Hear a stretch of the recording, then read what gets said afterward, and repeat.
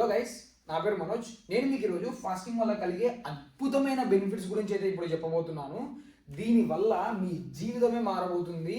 Longevity కానీ, anti ageing కానీ, wait losing కానీ జబర్దస్త్ మొత్తం మీరైతే మారిపోతారు. చేసే చాలా మంది ఫాస్టింగ్ చేద్దామని స్టార్ట్ చేస్తారు. ఒక 8 గంటలు 10 గంటల తర్వాత వాళ్ళు కంట్రోల్ చేసుకోలేక బీభత్సగా తినేస్తారు. అక్కడ మన ఎమోషన్ టేక్ ఓవర్ చేసేస్తుంది మనల్ని.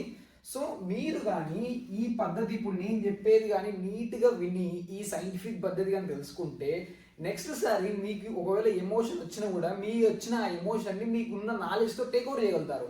ప్రతిసారి మన దగ్గర నాలెడ్జ్ లేదు, మనకి ఆకలని ఎమోషన్ వచ్చేస్తే వెంటనే పోయి తినేస్తాము.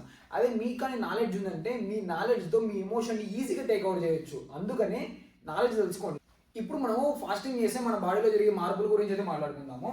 ఫస్ట్ మీరు 8 గంటలు మాత్రం ఏమీ కానీ తినకుండా ఉంటే మీ బాడీలో ఉన్న బ్లడ్ షుగర్స్ అనేవి బాగా స్టేబుల్ అవుతాయి. ఎందుకంటే మనం తింటేనే మన బ్లడ్ షుగర్స్ అనేవి స్పైక్ అవుతాయి. ఒకవేళ తినకుంటే బాగా స్టేబుల్గా ఉంటాయి. డైలీ యాక్టివిటీస్కి కావాల్సిన ఎనర్జీ మొత్తము మజిల్స్లో గ్లైకోజన్ స్టోర్స్ ఉంటాయి. ఆ గ్లైకోజన్ నుంచి తీసుకొని మన బాడీ ఎనర్జీ చేసుకొని అలా వాడుకుంటుంది. అలాగే గ్లైకోజన్ లివర్లో కూడా ఉంటుంది. ఇది సఫిషియెంట్ ఫర్ 24 hours. ఇది మనం ఫాస్టింగ్ స్టార్ట్ చేసిన 8 నుంచి 14 గంటల వ్యవధిలోనే మన బాడీ ఎనర్జీ కోసము గ్లైకోజన్ నుంచి ఫ్యాట్ బర్నింగ్ కి నిదానంగా ఇంకా మారడం స్టార్ట్ అవుతుంది. ఇంకా గ్లైకోజన్ అయిపోవడానికి వస్తూ ఉంటుంది లివర్లో. అయిపోయాక నెక్స్ట్ ఫ్యూయల్ సోర్స్ కోసం అయితే చూసుకోవాల్సిందే కదా. నెక్స్ట్ ఫ్యూయల్ సోర్స్ అనేది ఫ్యాటే. సో ఫ్యాట్ కోసం మనం నిదానంగా ట్రాన్సిషన్ అయితే స్టార్ట్ అవుతుంది. మామూలుగా అయితే మన బాడీకి కావాల్సిన ఎనర్జీ లివర్ గ్లైకోజన్ నుంచి అయితే అందిస్తూ ఉంటుంది.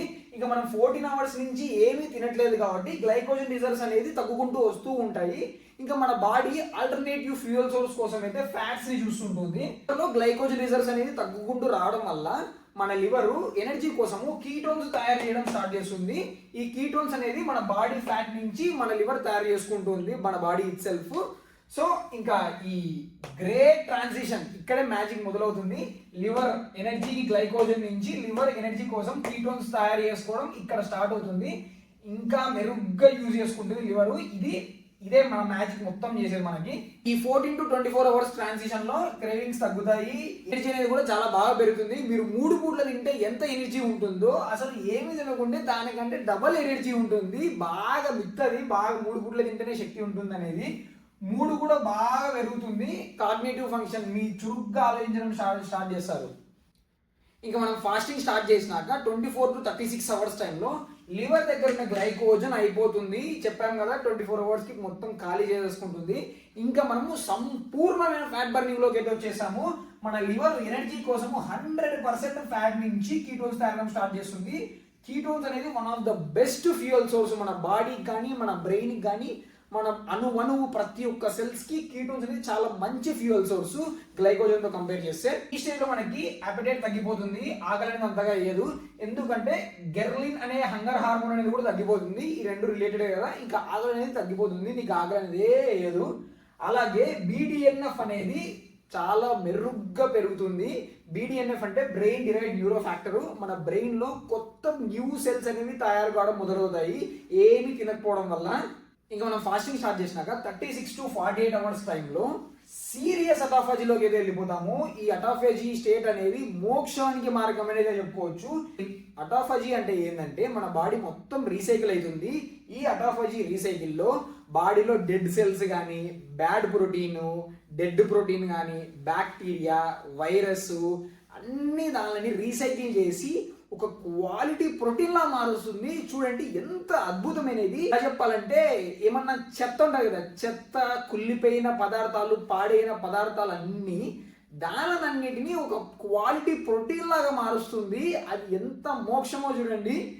ఈ అటాఫాజీ స్టేట్ లో క్యాన్సర్ సెల్స్ చచ్చిపోతాయి. బతకను కూడా బతకవడమే లేస్తాయి. క్యాన్సర్ సెల్స్ ఉండవు. ఆక్సిడేటివ్ స్ట్రెస్ కూడా చాలా తగ్గిపోతుంది. ఆక్సిడేటివ్ స్ట్రెస్ అంటే మనం రోజు ఈ పొల్యూషన్కి కానీ, స్మోకింగ్ కానీ, ఇవంతా పొగలు కానీ ఇవన్నీ పీల్చుకుంటూ ఉంటాం కదా, అది కూడా మన బాడీకి ఒక రకంగా స్ట్రెస్సే. ఈ స్ట్రెస్ కూడా చాలా తగ్గిపోతుంది. ఎవరైతే ఫ్యాక్టరీలలో పనిచేస్తారో, పొల్యూషన్కి ఎవరైతే దగ్గరగా ఉంటారో వాళ్ళు ఇలా ఫాస్టింగ్ చేయడం వల్ల చాలా చాలా బెనిఫిట్స్ ఉన్నాయి. అటాఫాజీ అనేది ఒక వరం, దేవుడిచ్చిన వరం మన బాడీకి. మన బాడీ ఇట్సెల్ఫ్ చేసుకుంటుంది. ఇది డబ్బులతో కొనేది కాదు, మాత్రం వేసుకుంటే వచ్చేది కాదు, నీకే నువ్వు ఏర్పరచుకునేది మాత్రమే. అటాఫాజీని నువ్వు 100 కోట్లు ఇచ్చినా కూడా కొనలేవు. నీ బాడీ ఇట్సెల్ఫ్ నీకు ఫ్రీగా ఇస్తుంది.